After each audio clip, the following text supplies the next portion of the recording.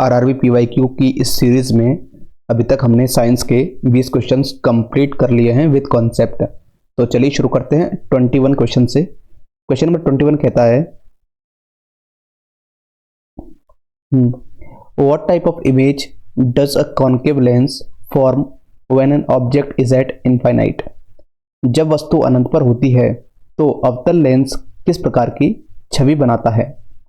देखिए यहाँ पर हम कंप्लीट डिटेल में देखेंगे कि किस तरह से लेंस और मिरर के कॉन्सेप्ट को समझा जाता है। तो मैं यहाँ पर आपको अगली स्लाइड में बताता हूँ कि हमारे पास मिरर और लेंस इन दोनों का क्या कॉन्सेप्ट है। ठीक है, मिरर वर्क करता है, मिरर किस प्रिंसिपल बेस्ड है, ये है रिफ्लेक्शन। रिफ्लेक्शन यानी कि परावर्तन। परावर्तन मतलब कैसे कि मिरर जो होता है उसकी एक तरफ क्या होती है, कोटिंग होती है, जिससे कि जो प्रकाश की किरण है वो वापस आपको उसी तरफ दिखाई देती है। ठीक है, और जो लेंस है वो किस प्रिंसिपल पर बेस्ड है, वो है रिफ्रैक्शन।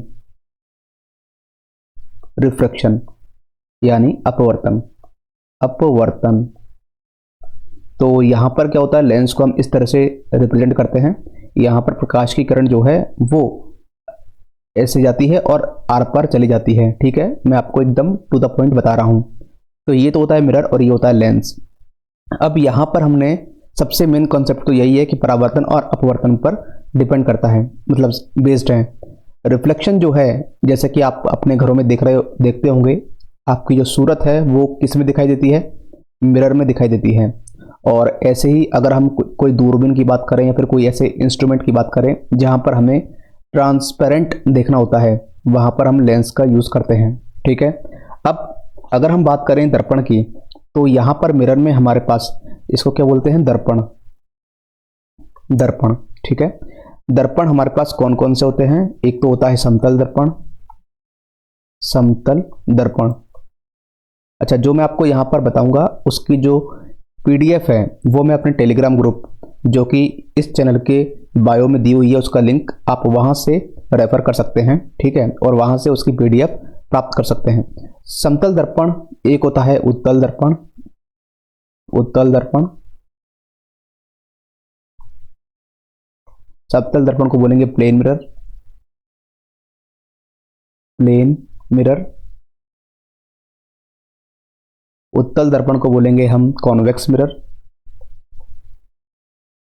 Convex mirror. और एक होता है हमारे पास अवतल दर्पण। अवतल दर्पण, ठीक है, इसको हम बोलेंगे कॉनकेव मिरर। कॉनकेव मिरर, ठीक है। सबसे पहले कॉन्सेप्ट देखते हैं मिरर के बारे में ही। अगर हम बात करें समतल दर्पण की, तो जब ये इमेज बनाता है तो ये कौन सी इमेज बनाता है, ये बनाता है आभासी। आभासी यानी कि वर्चुअल। वर्चुअल, आभासी, सीधा और बराबर। ठीक है, यानी जितनी ऑब्जेक्ट की साइज होगी उतना ही वो बड़ा इमेज बनाएगा। और ये सीधा, सीधा क्या बोलेंगे, इरेक्ट और बराबर। ठीक, उत्तल दर्पण की बात करें यानी कि कॉन्वेक्स मिरर की, तो ये जो प्रतिबिंब बनाता है ये बनाता है आभासी। आभासी, सीधा और छोटा। ठीक है, छोटा। अब अगर हम देखें उत्तल दर्पण, तो उत्तल दर्पण जिस प्रकार की इमेज बनाता है वैसी ही सेम इमेज जो है वो अगर हम लेंस में बात करें तो लेंस में अवतल लेंस बनाता है। दोनों को हम साथ में लेकर चल रहे हैं, अवतल लेंस।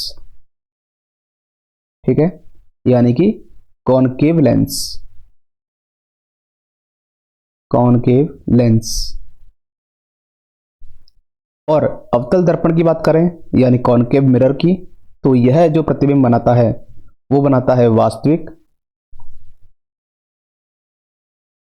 वास्तविक, उल्टा, बड़ा। बराबर, छोटा। अब ये डिपेंड करता है कि वस्तु की स्थिति क्या है, ऑब्जेक्ट की जो स्थिति है वो क्या है।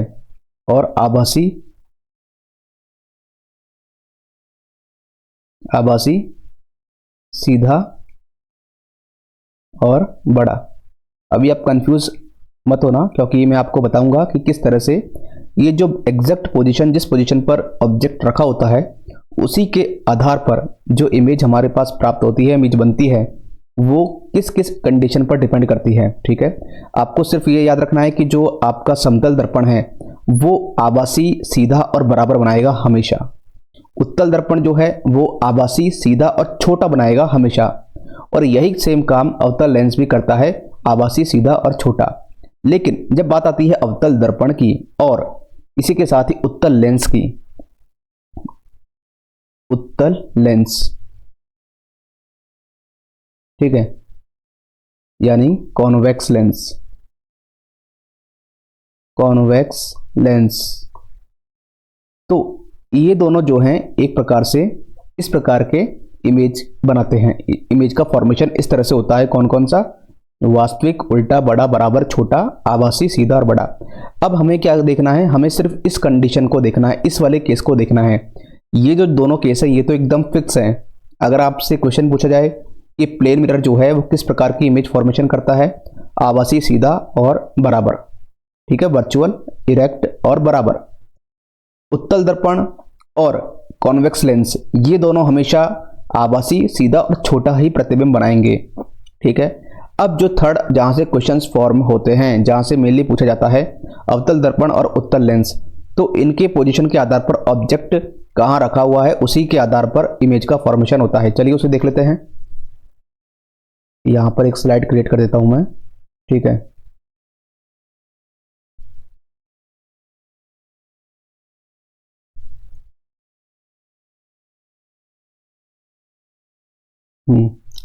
तो चलिए सबसे पहले बात करते हैं हम कॉनकेव मिरर की। ठीक है, किसकी बात करेंगे, कॉनकेव मिरर की, यानी अवतल दर्पण की।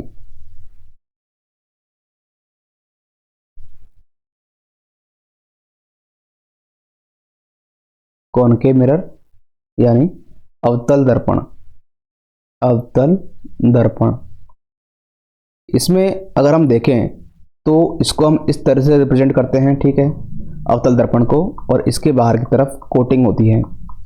आपको टू द पॉइंट देखना है एग्जाम पॉइंट ऑफ व्यू से। ये हमारे पास एक प्रिंसिपल एक्सिस है, ओके।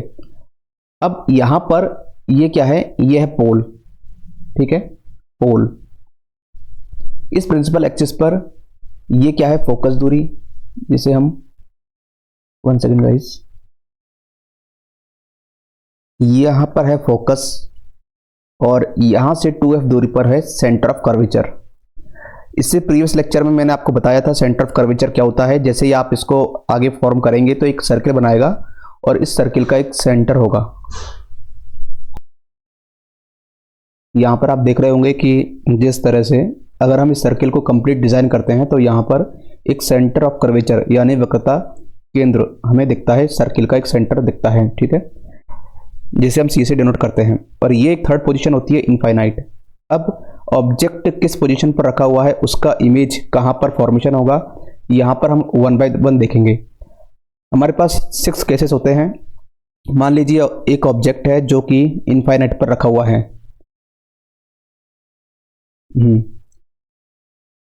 ये जो ऑब्जेक्ट है इसको हम एक को रखेंगे इनफाइनाइट पर, फिर सेम ऑब्जेक्ट अगर हम इनफाइनाइट और सेंटर ऑफ कर्वेचर के बीच रखते हैं, फिर एक और यही सेम ऑब्जेक्ट अगर हम सेंटर ऑफ कर्वेचर पर रखते हैं, या फिर हम इसे सेंटर ऑफ कर्वेचर और फोकस के बीच रखते हैं, या फिर हम इसे फोकस पर रखते हैं, और या फिर हम फोकस और पोल के बीच में रखते हैं।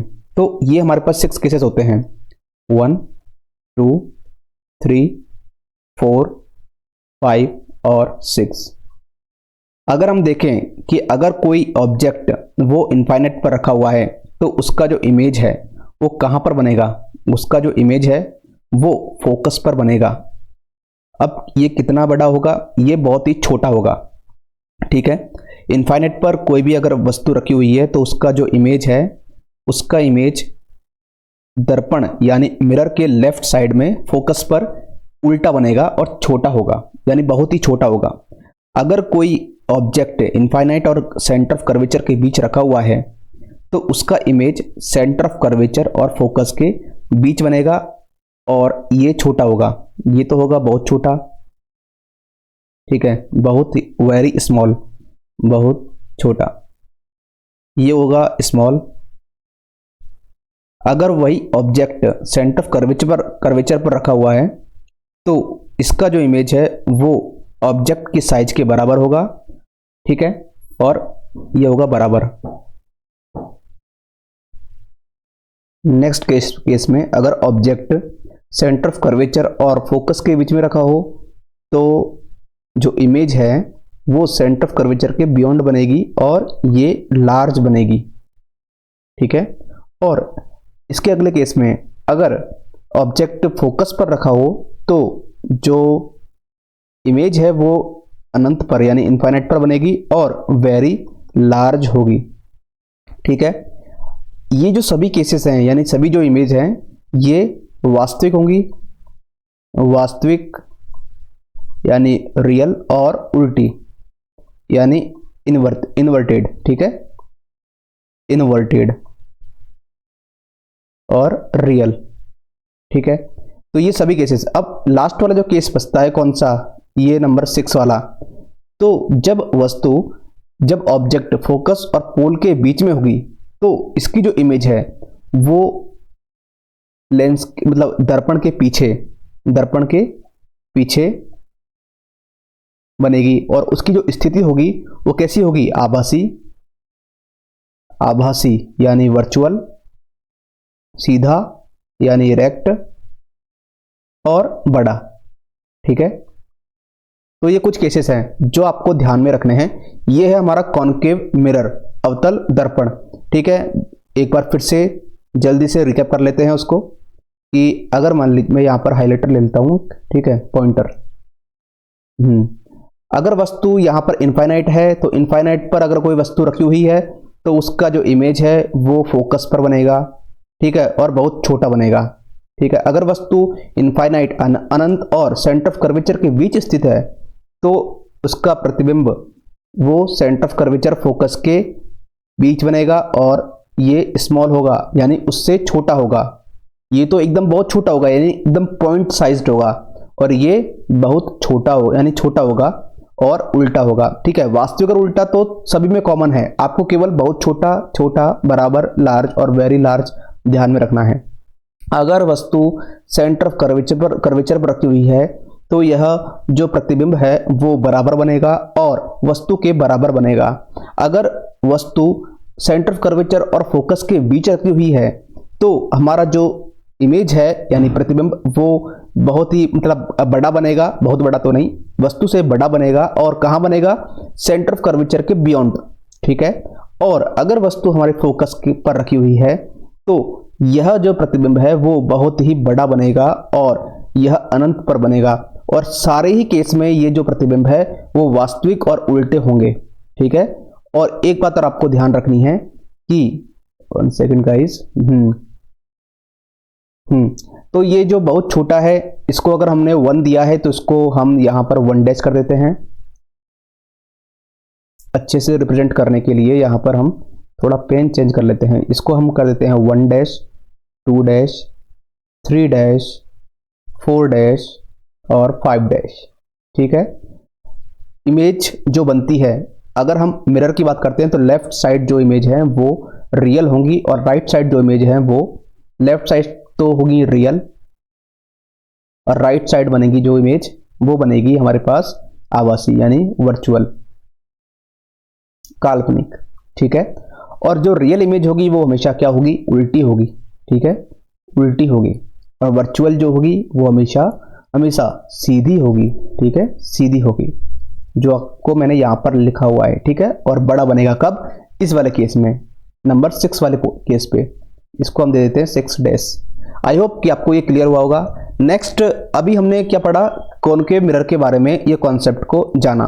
अब सेम कॉन्सेप्ट हम देखते हैं तो यही का यही कॉन्सेप्ट काम आता है किसमें, जो लेंस है हमारा कौन सा बताइए, आपने देखा होगा मैंने आपको यहाँ बताया था कि अवतल दर्पण, जो अवतल दर्पण है, जो कंडीशंस अवतल दर्पण में लागू होती हैं वही कंडीशन जो है उत्तल लेंस में भी एप्लीकेबल होती हैं।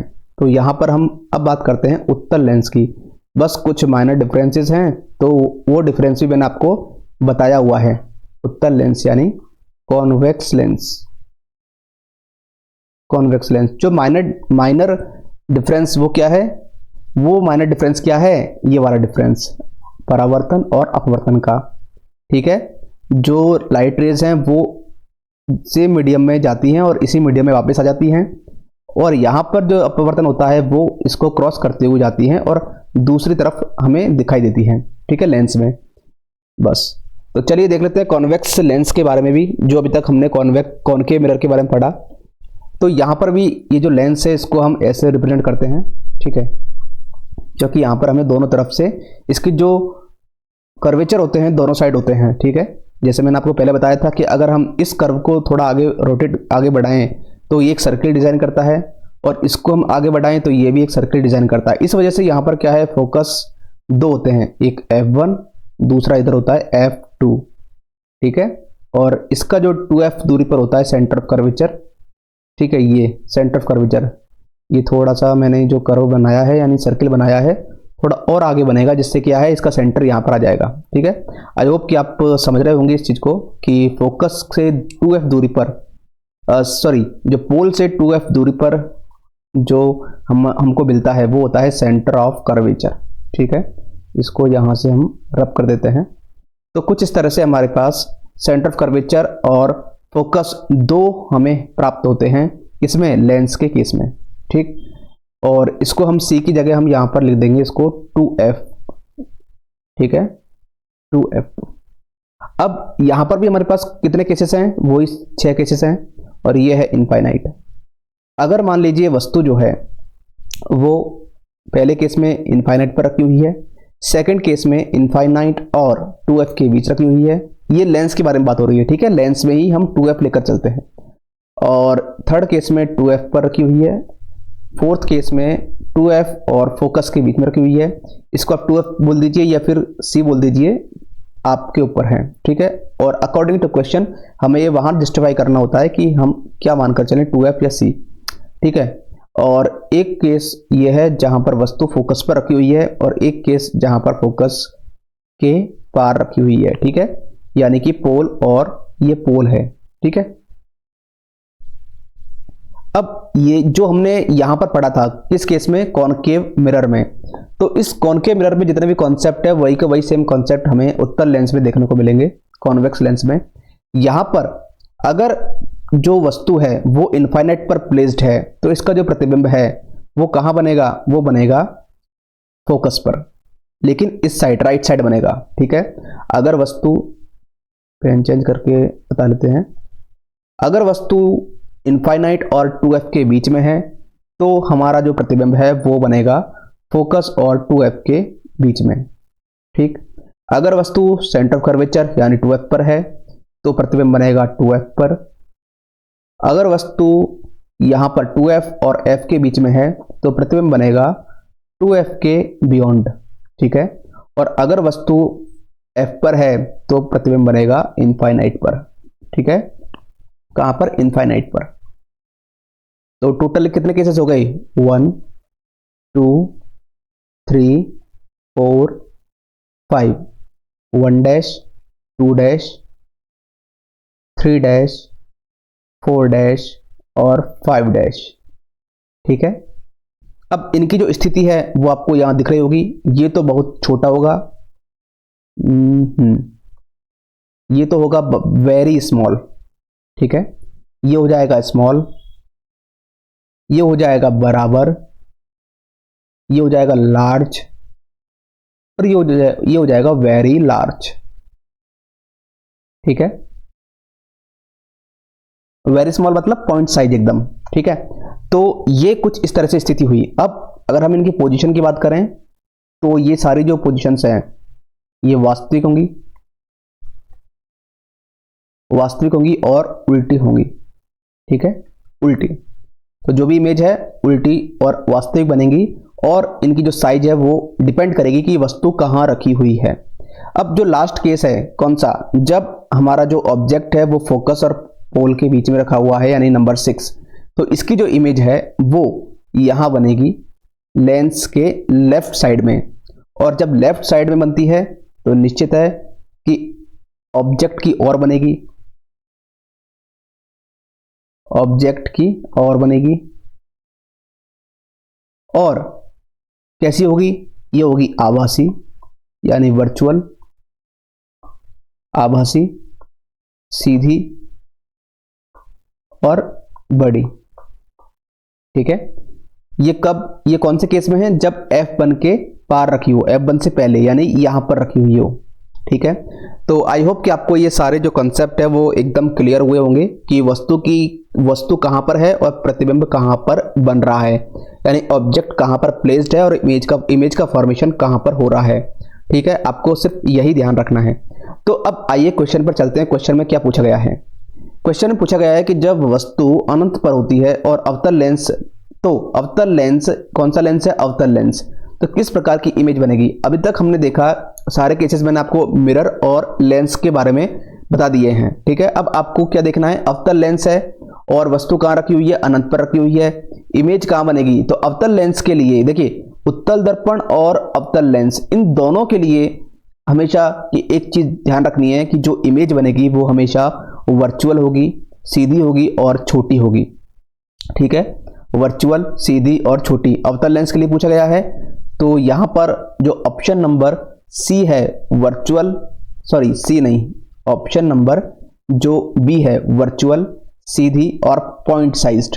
ठीक है, देखिए आप, वर्चुअल, सीधी और छोटी। ठीक है, तो आई होप कि आपको ये क्लियर हुआ होगा 21 क्वेश्चन। मैंने आपको इन दो जो 3 स्लाइड है आपके पास में, इन तीनों स्लाइड में आपको सारे कॉन्सेप्ट यहां पर क्लियर करवा दिए हैं लेंस और मिरर के। चलिए नेक्स्ट देखते हैं क्वेश्चन नंबर 22 कहता है, in a series circuit what happens if one resistor is removed और ब्रोकन। एक श्रेणी परिपथ है, इसमें एक प्रतिरोध को अगर रिमूव कर दिया जाए, हटा दिया जाए या फिर टूट जाए तो क्या होता है। देखिए, कोई भी सर्किट डिजाइन करते हैं तो निश्चित है कि वहां पर हम एक वोल्टेज सोर्स अप्लाई करते हैं और उसमें एक करंट फ्लो होती है अगर वो सर्किट कंप्लीटली क्लोज्ड है। तो ये क्या है, रजिस्टर है। ठीक है, ये क्या है, रजिस्टर, तो यहां पर करंट फ्लो होगी। ठीक है, अब क्या कह रहा है कि अगर प्रतिरोध को हटा दें, मान लीजिए हमारे पास 2 रेजिस्टेंस मिले हुए हैं, 2 रेजिस्टेंस हमारे पास हैं। ठीक है, अगर मैं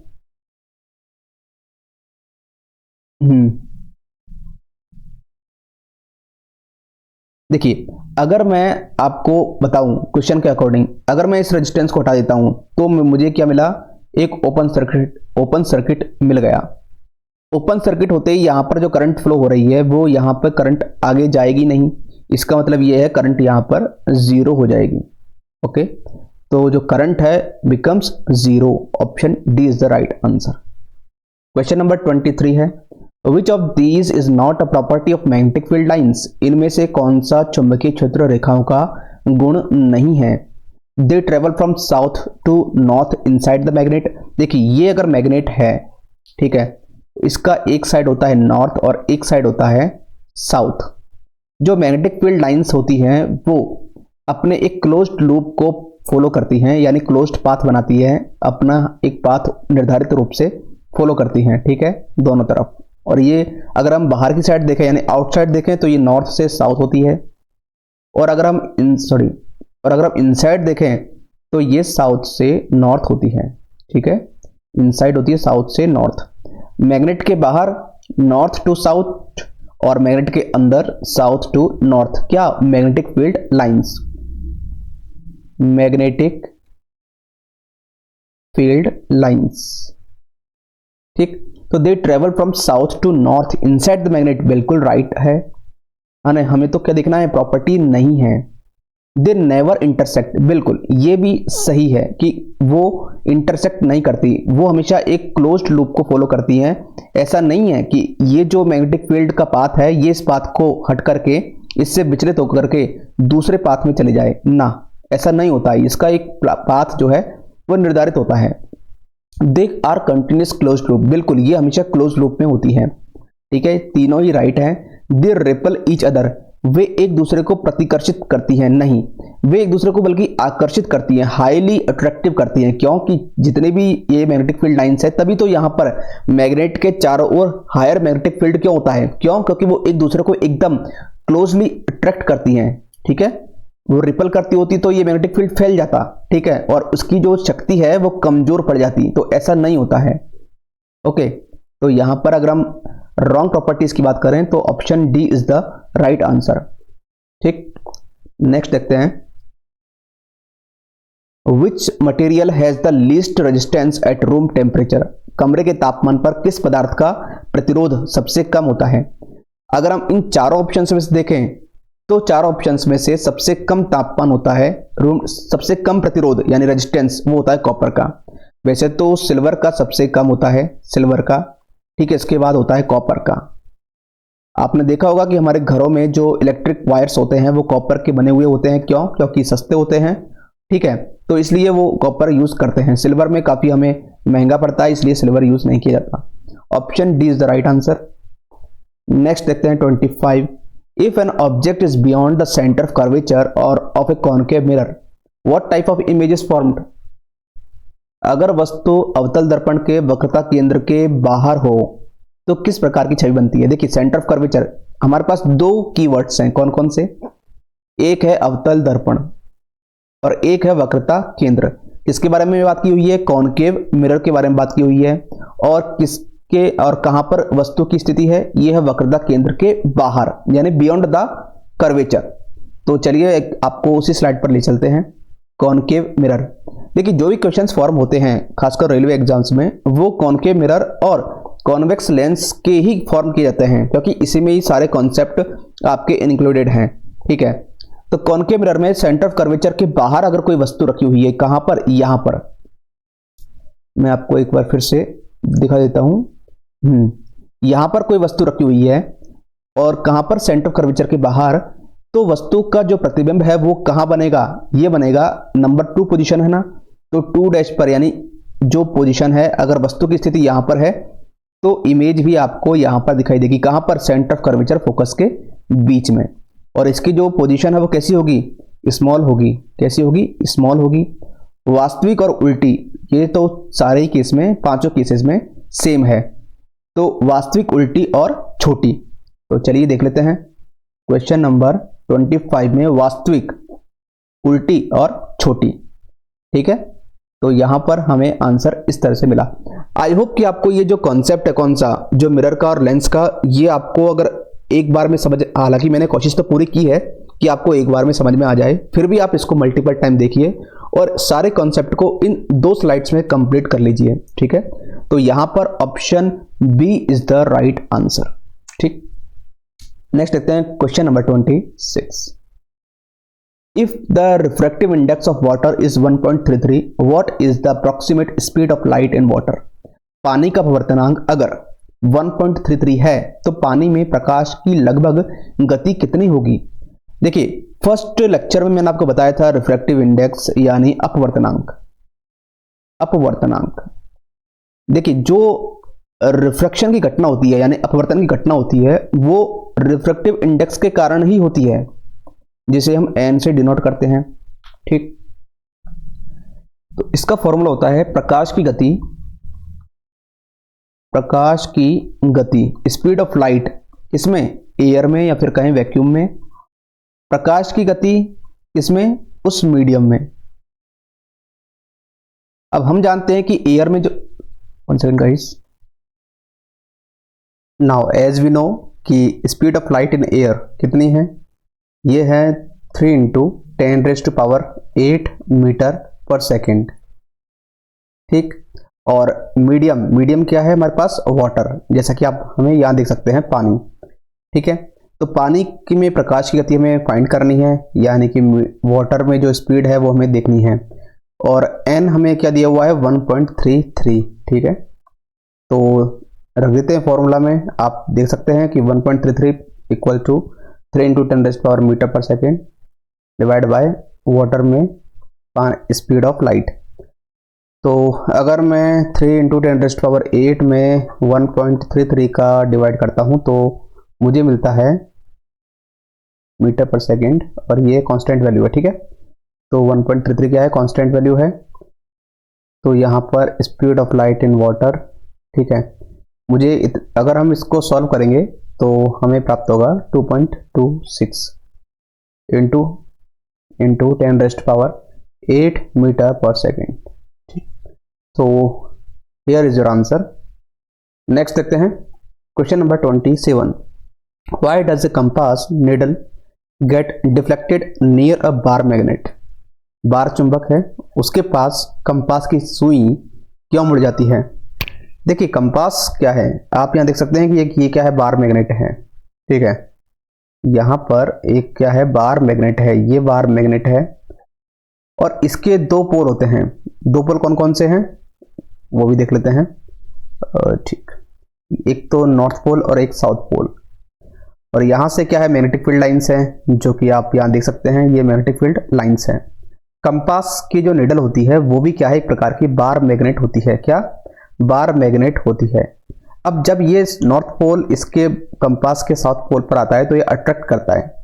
अट्रैक्ट करता है, निश्चित है कि जैसे वो दोनों एकदम पास आएंगे तो निश्चित है कि दोनों अट्रैक्ट करेंगे, इसलिए जो सुई है वो मुड़ जाती है, यही कारण होता है। तो answer is because the compass needle is a smaller bar magnet. Okay, तो option C is the right answer, ठीक। The compass needle is a small bar magnet. Question number 28 देखते हैं। 8 है, in which scenario does the focal length of a concave mirror vary? अवतल दर्पण की focal length किस स्थिति में बदलती है? तो फोकल लेंथ बदलने का हमारे पास सबसे पहले हम देखें कॉन्केव मिरर की। अब हम इस क्वेश्चन को बिना देखे करेंगे, जैसा कि मैंने आपको कॉन्सेप्ट बताया था फर्स्ट क्वेश्चन में ही, सारे डाउट्स क्लियर कर दिए थे कि किस तरह से हम जो मिरर है उसमें ऑब्जेक्ट की स्थिति के आधार पर इमेज की स्थिति को देखते हैं कि ऑब्जेक्ट अगर हमारा कहाँ रखा हो और इमेज का फॉर्मेशन कहाँ होता है।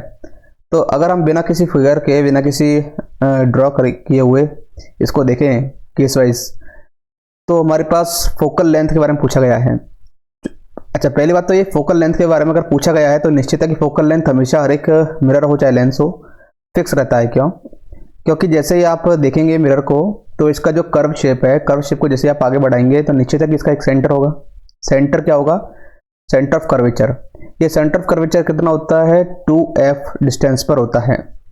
अब ये 2f डिस्टेंस पर होता है, निश्चित है कि यानी f का दोगुना, और ये फिक्स है। जब ये फिक्स है तो ऑब्वियसली बात है फोकस भी फिक्स ही होगा। ओके, तो focal length does not very. मुझे लगा कि अवतल दर्पण के बारे में कुछ इमेज के बारे में पूछा गया है, लेकिन यहाँ पर केवल फोकल लेंथ के बारे में पूछा गया है, तो फोकल लेंथ कभी भी चेंज नहीं होता है, ठीक है। तो option C is the right answer, focal length does not vary in any media.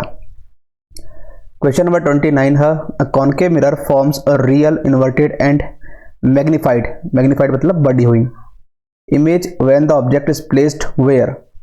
अब कॉन्केव मिरर के बारे में पूछा गया है। इस क्वेश्चन को हम बिना देखे, बिना फर्स्ट स्लाइड पर गए हुए देखेंगे, सॉल्व करेंगे, करने की कोशिश करेंगे कि क्या हमें वो कॉन्सेप्ट याद है। तो दर्पण कौन सा है? दर्पण है अवतल दर्पण, कॉन्केव मिरर। मैंने आपको बताया था कि कॉन्केव मिरर और कॉन्वेक्स लेंस दोनों के कॉन्सेप्ट सेम है, बस डिफरेंस कितना है कि जो इमेज यहाँ बनती है कॉन्केव मिरर में, वही इमेज कॉन्वेक्स लेंस में यहाँ बनती है। अब डिपेंड करता है कि ऑब्जेक्ट कहाँ पर रखा हुआ है, उसी आधार पर इमेज का फॉर्मेशन होता है। अब सबसे पहले अगर हम देखें, हमारे पास 5 पोजीशंस हैं। कौन कौन सी? होने को तो 6 पोजीशंस हैं, लेकिन हम पहले 5 को देखेंगे। 1 2 3 4 और 5। ये कहाँ कहाँ पर है?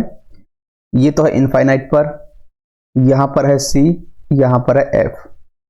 इनफाइनाइट और सेंटर ऑफ कर्वेचर के बीच में, सेंटर ऑफ कर्वेचर पर, सेंटर ऑफ कर्वेचर और फोकस के बीच में, ठीक है। ये इनफाइनाइट पर है, ये सेंटर ऑफ कर्वेचर और इनफाइनाइट के बीच में, ये सेंटर ऑफ कर्वेचर के पर, ये सेंटर ऑफ कर्वेचर और फोकस के बीच में, और ये है फोकस पर। ये हमारे पास 5 पॉइंट्स हो गए। वस्तु अगर इनफाइनाइट पर है 1 पर, तो जो इमेज है वो बनेगी फोकस पर 1 वस्तु अगर इनफाइनाइट और सेंटर ऑफ कर्वेचर के बीच में है तो इमेज का फॉर्मेशन होगा सेंटर ऑफ कर्वेचर और फोकस के बीच में। वस्तु अगर सेंटर ऑफ कर्वेचर पर है तो जो इमेज है उसका फॉर्मेशन होगा सेंटर ऑफ कर्वेचर पर। अगर हमारी object centre of curvature focus के बीच में है तो उसका जो फॉर्मेशन होगा वो होगा हमारा सेंटर ऑफ कर्वेचर और इनफाइनाइट के बीच में, या फिर कहें सेंटर ऑफ कर्वेचर के beyond the centre of curvature. And if object is placed on focus then the image formation will be on infinite. ठीक है। और लास्ट में जो बचता है कौन सा, कि अगर अवतल कॉनकेव मिरर है और कॉनकेव मिरर में अगर ऑब्जेक्ट रखा हुआ है कहां पर, ये फोकस और पोल के बीच में, तो इमेज बनेगी इसके पीछे। ठीक। और जो भी वर्चुअल, सीधी और बड़ी।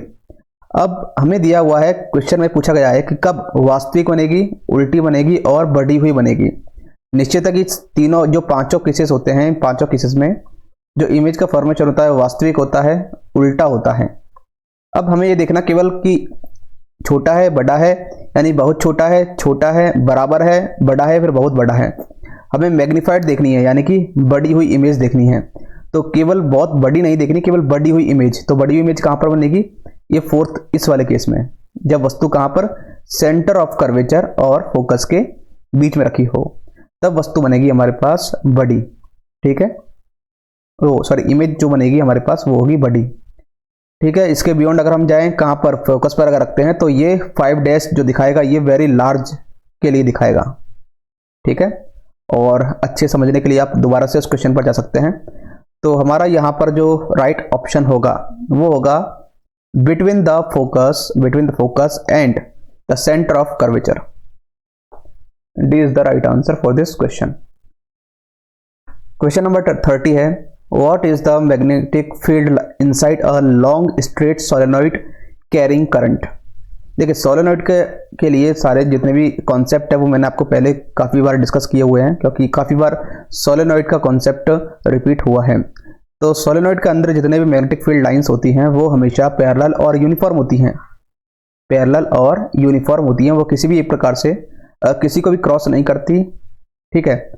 तो यहाँ पर ऑप्शन ए देखें तो uniform and parallel to the axis of solenoid, option is the right answer. Question number 31 है, in a series combination of resistor how is the voltage distributed. तो जैसे कि हमारे पास दो कॉम्बिनेशंस होते हैं। अगर हम इलेक्ट्रिक सर्किट में कॉम्बिनेशन के बारे में बात करें तो हमारे पास दो कॉम्बिनेशन होते हैं, एक सीरीज कॉम्बिनेशन और एक पैरेलल कॉम्बिनेशन। ठीक है। सीरीज कॉम्बिनेशन में अगर हम देखें तो हमारे जैसे कि रेजिस्टेंस जो होते हैं वो सीरीज में कनेक्टेड होते हैं। ठीक। और पैरेलल कॉम्बिनेशन में जो रेजिस्टेंस होते हैं वो एक दूसरे के पैरेलल में कनेक्टेड होते हैं। ठीक। अब इस सर्किट को कंप्लीट करने के लिए हमें एक वोल्टेज सोर्स की रिक्वायरमेंट होती है। ये हमने वोल्टेज सोर्स दे दिया जिससे कि करंट फ्लो होती है। ठीक है। सर्किट कंप्लीट होता ही वोल्टेज सोर्स जैसे हमने अप्लाई किया तो करंट फ्लो होने लगेगी। ऐसे ही इस कॉम्बिनेशन को, इस सर्किट में वोल्टेज प्रोवाइड किया तो यहां पर भी वोल्टेज प्रोवाइड करते ही करंट फ्लो होने लगेगी। ठीक। अब बात करते हैं कि क्या ये जो कनेक्टेड हमारे पास इस सर्किट में जो भी रेजिस्टेंस है इन पर किस तरह से वोल्टेज और करंट का इफेक्ट होता है। तो सीरीज कॉम्बिनेशन में ध्यान रखिए कि जो करंट है दोनों में ही सेम करंट फ्लो होगी, आई और आई। और अगर पैरेलल की बात करें तो पैरेलल में हमारे पास ये जो करंट है यहाँ डिवाइड हो जाएगी। ये डिपेंड करेगा कि कितना हमारे पास वोल्टेज है। क्योंकि पैरेलल कॉम्बिनेशन है तो पैरेलल कॉम्बिनेशन में याद रखिए कि वोल्टेज हमेशा क्या होता है, सेम रहता है। इस पॉइंट पर जो वोल्टेज होगा, इस पॉइंट पर जो वोल्टेज होगा और इस पॉइंट पर जो वोल्टेज होगा वो हमेशा क्या होगा, सेम होगा, V V और V। ठीक। लेकिन यहां पर क्या होगा, लेकिन करंट इसमें क्या होगा, डिवाइड होगी। ठीक है। यहां करंट अलग होगी, यहां करंट कुछ और होगी। लेकिन सीरीज कॉम्बिनेशन में जो वोल्टेज है यहां वोल्टेज अलग होगा और यहां वोल्टेज अलग होगा। सीधी सी बात यह है कि सीरीज कॉम्बिनेशन में करंट सेम रहती है, वोल्टेज डिपेंड करता है रेजिस्टेंस पर। ठीक है। लेकिन पैरेलल कॉम्बिनेशन में करंट जो है डिपेंड करती है रेजिस्टेंस पर और वोल्टेज होता है सेम। ठीक है। अब ये वोल्टेज किस तरह से फाइंड करेंगे, आप एक फॉर्मूला जानते हैं, according to Ohm's law V proportional to होता है I। अगर हम प्रोपोर्शनल साइन हटाएंगे तो ये हो जाएगा V equals to I R. अब चूंकि सीरीज कॉम्बिनेशन की बात हो रही है तो सीरीज कॉम्बिनेशन में अगर हम देखें तो करंट तो सेम है, तो करंट को हम यहां से रिमूव करेंगे तो वोल्टेज डिपेंड करेगा डायरेक्टली प्रोपोर्शनल टू R यानी रेजिस्टेंस पर। तो यहां पर ऑप्शन देखें तो the same across all resistor unaffected by resistance values inversely proportional to resistance directly proportional to resistance. Option D is the right answer, directly proportional to resistance. ठीक है, सीधी सी बात यह है कि सीरीज में करंट सेम, पैरेलल में voltage same, that's it. और अगर हम सीरीज में करंट सेम है तो इस फॉर्मूला के अकॉर्डिंग अगर हम देखें तो फिर केवल वोल्टेज डिपेंड करेगा किस पे, रेजिस्टेंस पर। क्वेश्चन नंबर 32 है, N object is 30 centimetre from a convex mirror with focal length 15 centimetre, find image distance. वस्तु अवतल दर्पण से 30 सेंटीमीटर दूर है, फोकल लेंथ कितनी है, 15 सेंटीमीटर, तो इमेज की जो डिस्टेंस है वो क्या होगी। यहां पर थोड़ा चेंज कर लीजिए कि ये अवतल दर्पण नहीं, ये उत्तल दर्पण है, उत्तल दर्पण। ठीक है, कॉन्वेक्स मिरर अगर हम यहां देखें इंग्लिश वाले फॉर्मेशन में, तो यहां पर हमारे पास दो फॉर्मूला होते हैं। अभी तक हमने थ्योरेटिकल वे में देखें तो इमेज का फॉर्मेशन देखा कि अवतल दर्पण और उत्तल दर्पण, ठीक है, अवतल लेंस उत्तल लेंस, इनके आधार पर देखा कि ऑब्जेक्ट किस स्थिति में रखा हुआ है और कहां पर उसका इमेज का फॉर्मेशन होता है। अब हम देखेंगे कि मिरर फॉर्मूला और लेंस फॉर्मूला क्या होता है। तो हमारे पास एक है मिरर फॉर्मूला और एक है लेंस फॉर्मूला। ठीक, मिरर फॉर्मूला की अगर बात करें तो यहां पर 1/f equal to 1/v plus 1/u, और लेंस फॉर्मूला की अगर बात करें तो यहां पर है 1/f equal to 1/v minus 1/u। ठीक, केवल यहां पर प्लस और माइनस का डिफरेंस है, आपको इसे ध्यान में रखना है। यहां पर f जो है ये है फोकस दूरी। ठीक है, f क्या है, f है फोकल लेंथ,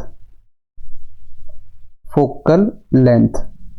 u क्या है, u है ऑब्जेक्ट डिस्टेंस, ऑब्जेक्ट डिस्टेंस, और v क्या है, इमेज डिस्टेंस, यानी इमेज कहां पर कितनी दूरी पर बन रही है। अब अगर हम देखें तो सबसे पहले जरूरी चीज क्या है, यहां पर साइन कन्वेंशन, कि हमें u और v का जो साइन है वो कैसे रखना है, f का साइन क्या होना चाहिए। ठीक है, तो अगर हम साइन कन्वेंशन के आधार पर बात करें तो मैं यहां पर एक स्लाइड और क्रिएट कर लेता हूं, 1 सेकेंड गाइस।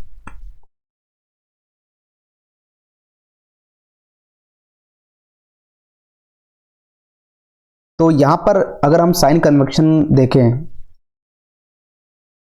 साइन कन्वेंशन, तो f जो है यानी फोकल लेंथ, f अगर हम उत्तल दर्पण की बात करें, उत्तल दर्पण या फिर उत्तल लेंस, इसका f हमेशा क्या होगा, पॉजिटिव होगा। और अगर हम अवतल दर्पण यानी कॉनकेव मिरर या फिर कॉनकेव लेंस की अगर बात करें तो इसका f हमेशा नेगेटिव में होगा। अगर हम u की बात करें यानी जो ऑब्जेक्ट है वो किस डिस्टेंस पर रखा हुआ है, तो ये क्या है, बिंब की दूरी, बिंब की दूरी, ये हमेशा नेगेटिव में होगी। और ऐसे ही अगर v की बात करें तो v में भी हमारे पास दो केसेस हैं, एक तो मिरर के लिए और एक लेंस के लिए।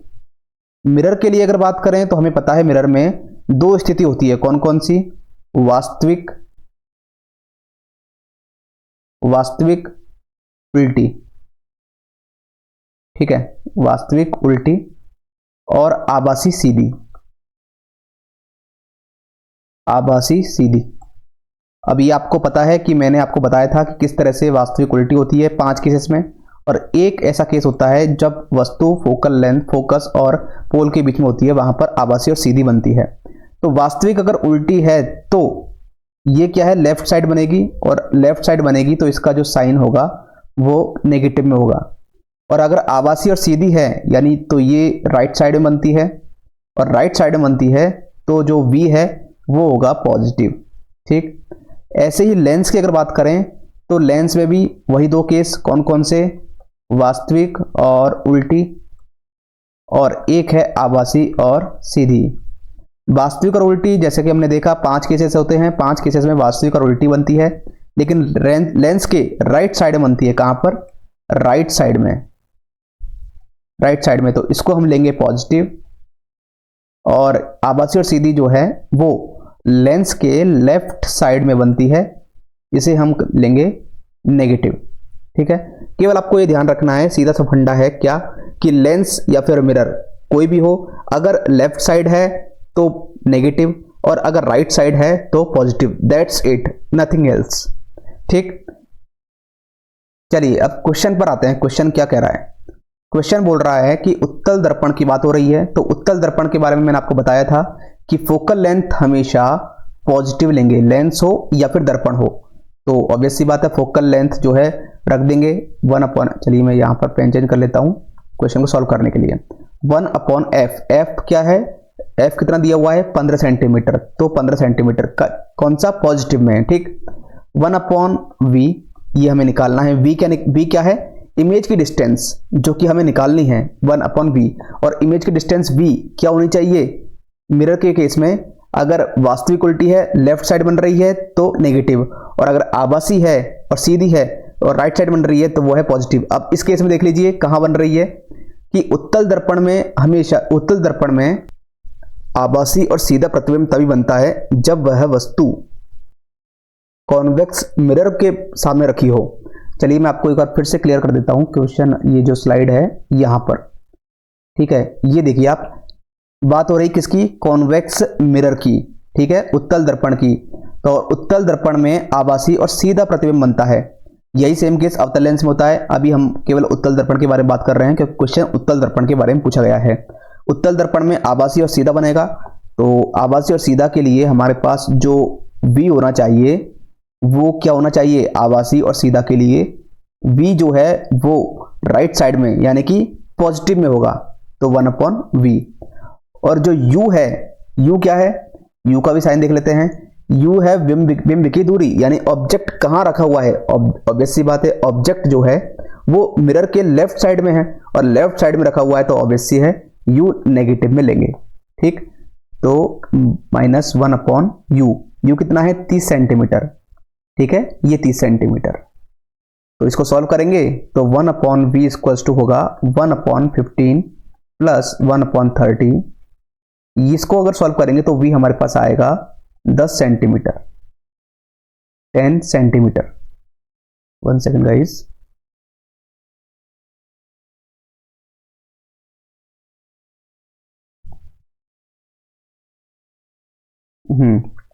तो option C is the right answer. Next देखते हैं, क्वेश्चन नंबर है 33।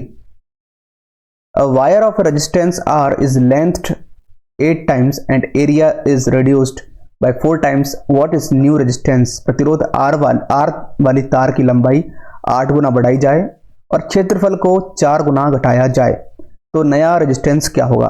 क्योंकि R इक्वल्स टू होता है रो L अपॉन A।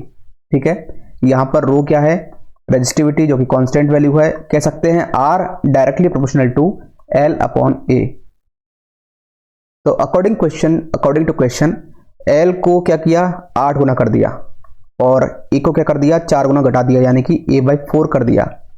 तो कितना होगा 8L और A/4।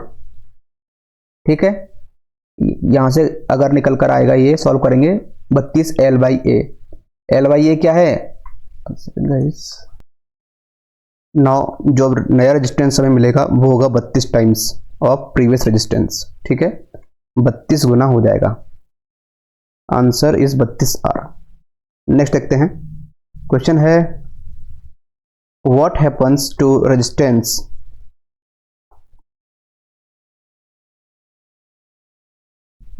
Resistance of most conductors as temperature increases? अधिकांश चालक का प्रतिरोध ताप बढ़ने पर क्या होता है? देखिए, रेजिस्टेंस जो है उसका फॉर्मूला होता है R एट एनी टेम्परेचर, आज RT equals to R naught 1 plus alpha T। ठीक है, अल्फा डेल्टा T। तो जैसे ही अगर हम टेम्परेचर बढ़ाएंगे निश्चित है कि रेजिस्टेंस भी बढ़ेगा, तो it increases. Option is the right answer. देखते हैं question number 34। Which rule determines force direction on a current carrying conductor in a motor.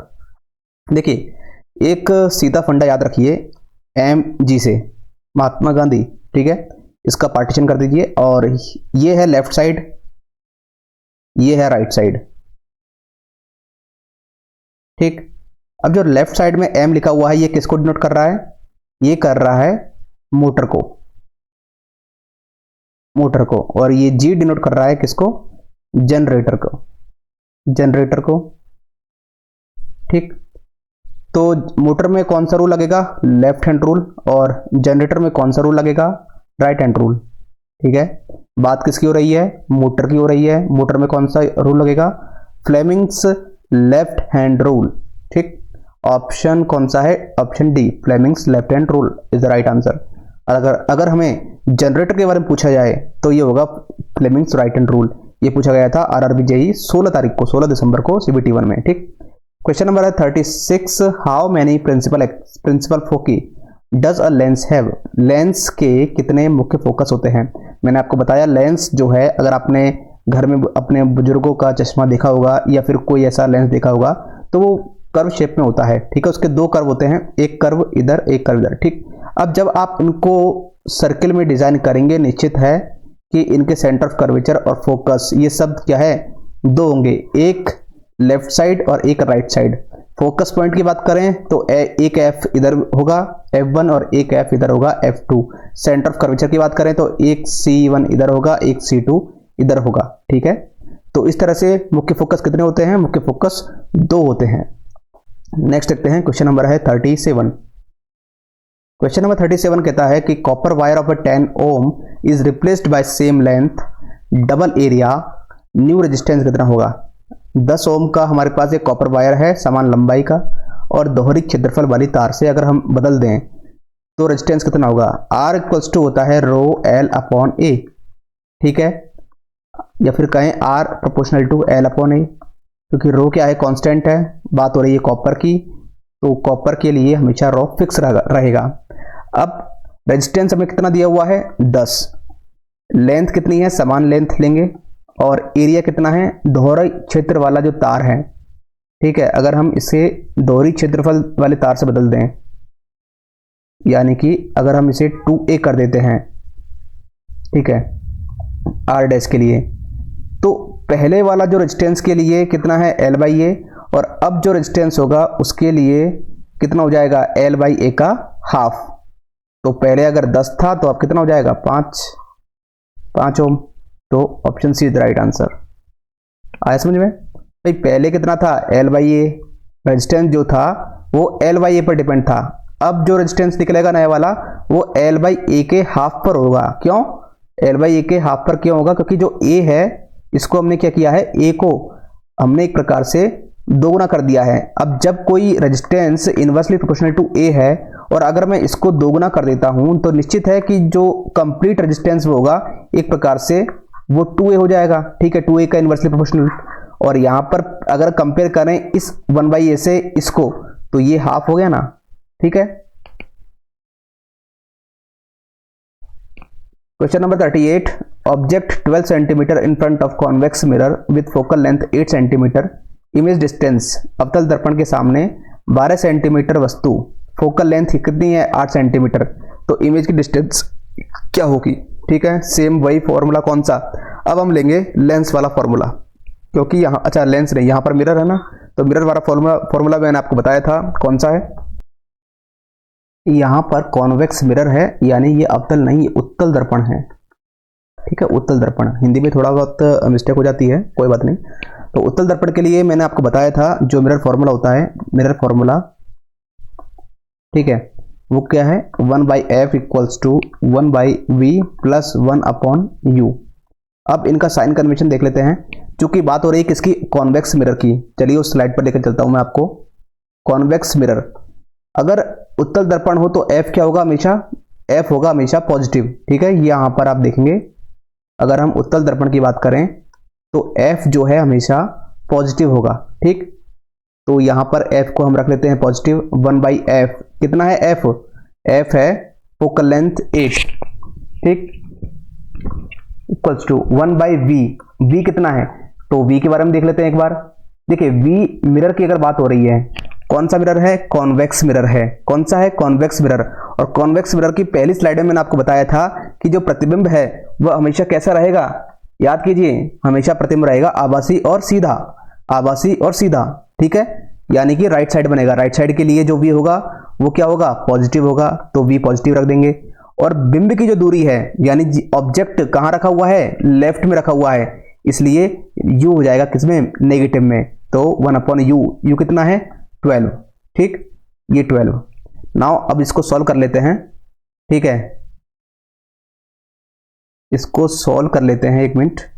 तो ये होगा 1/v, 1/v इक्वल्स टू हो जाएगा कितना?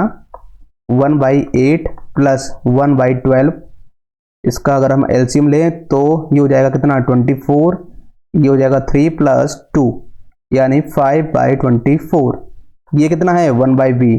अगर यहाँ से अगर हम v निकालें तो v होगा हमारे पास प्लस का 4.8, प्लस का 4.8।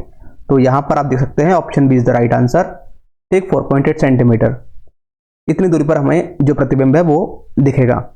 क्वेश्चन है number of 176 ohm resistor in parallel to carry 5 ampere on 220 volt line.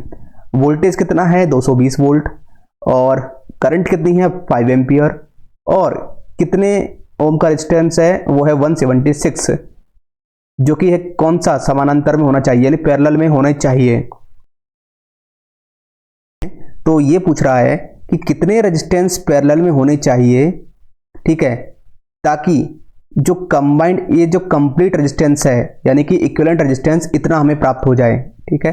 सबसे पहले अगर हम इक्विवेलेंट रेजिस्टेंस देखें इस वोल्टेज और इस करंट के अक्रॉस, तो वो R इक्वल्स टू होता है कितना? V/I, यानी कि 220 डिवाइड बाय 5। ये कितना निकल करके आएगा? ये आएगा 44, ठीक है, क्योंकि इक्विवेलेंट रेजिस्टेंस कितना है? 44। एक जो रेजिस्टेंस है वो 44 का है। पैरेलल कॉम्बिनेशन है, मैंने आपको बताया पैरेलल कॉम्बिनेशन कैसा होता है, ऐसा होता है, ठीक है। तो इस प्रकार अगर हम देखें तो टोटल हमें दिया कितना दिया हुआ है? 176 ओम, ठीक है, 176 ओम रेजिस्टेंस हमारे पास होना चाहिए। और एक रेजिस्टेंस कितना है? 44 का, तो इसका इसमें डिवाइड कर लेंगे तो टोटल हमारे पास 4 रेजिस्टेंस निकल करके आएंगे। अगर हम 4 रेजिस्टेंस को पैरेलली, अगर 4 रेजिस्टेंस को हम पैरेलली कॉम्बाइंड कर देते हैं, ठीक है, तो ये हमारे पास निकल करके आया कितना? इक्विवेलेंट 176 ओम, सॉरी 44 ओम, 44 ओम, ठीक है। अगर हम एक रेजिस्टेंस कितने का है? 176 ओम का है, 176, 176, 176, ठीक है। तो अगर हम इसको 176 प्लस 176 प्लस 176 इस तरह 4 बार करते हैं तो हमें 44 ओम रेजिस्टेंस है वो इक्विवेलेंट देखने को मिलेगा, ठीक है। मैं फिर से एक बार आपको थोड़ा सा डाउट यहाँ पर हो सकता है, आपको एक बार फिर से क्लियर करता हूँ, ठीक। हमें दिया हुआ है वोल्टेज कितना है? वोल्टेज है 220 वोल्ट, V इक्वल टू कितना है? 220 वोल्ट। उस लाइन का जो करंट है वो कितना है? I, ये है 5 एम्पियर। तो जब वोल्टेज 220 वोल्ट है, करंट कितना है? 5 एम्पियर, कॉम्बिनेशन कौन सा है? पैरेलल। तो अगर हम R निकालें तो R कितना होना चाहिए? 220 डिवाइड बाय 5, यानी टोटल रेजिस्टेंस हमारे पास 44 होना चाहिए। अब हमें दिया हुआ क्या है कि हमें दिया हुआ है 176 ओम हर एक रेजिस्टेंस का प्रतिरोध है, ठीक है, हर एक रेजिस्टेंस का रेजिस्टेंस, ठीक। इसकी जो वैल्यू दी हुई है हमें 176 ओम दी हुई है। अब ये हमें पता नहीं है कि ये 176 ओम कितने रेजिस्टेंस हमारे पास हैं, ठीक है। तो इसको फाइंड करने के लिए हम क्या करेंगे कि 176 में 44 का अगर हम डिवाइड करते हैं तो ये 4 निकल करके आएगा। ये 4 क्या है कि 4 रेजिस्टेंस हम ऐसे लेंगे जो 176 ओम के होंगे, और जब ये पैरेलल कॉम्बिनेशन में होंगे तो निश्चित है कि ये 44 ओम इक्विवेलेंट रेजिस्टेंस हमें देगा, ठीक। नेक्स्ट देखते हैं, Fleming's right hand rule is used in which device. अभी मैंने आपको बताया था ये RRB JEE CBT 1 18 तारीख को आया था, और वो कब आया था? 16 तारीख को। AMG मैंने आपको बताया था, AMG कॉन्सेप्ट। यहाँ पर अगर हम इसको पार्टीशन कर देते हैं, ये है मोटर, ये है जनरेटर। ये किस साइड है? ये लेफ्ट साइड है, ये है राइट साइड। लेफ्ट साइड वाला लेफ्ट हैंड रूल और राइट साइड वाला राइट हैंड रूल पर वर्क करेगा, ठीक है। तो यहां पर पूछा गया है कौन सा? दाएं हाथ का नियम, राइट हैंड रूल। तो किसके लिए होगा? जनरेटर के लिए। तो ये ऑप्शन हमारे पास है B is the right answer, generator के लिए, ठीक है। तो इस तरह से आज हमने 20 क्वेश्चन जो है कंप्लीट कर लिए हैं, बिल्कुल कंसेप्चुअल तरीके से। तो बने रहें और इस सीरीज को फॉलो करते रहें ताकि आप अपने आप को डेडिकेटेड और अपने आप को कॉन्फिडेंट महसूस करें, ठीक है। Thank you.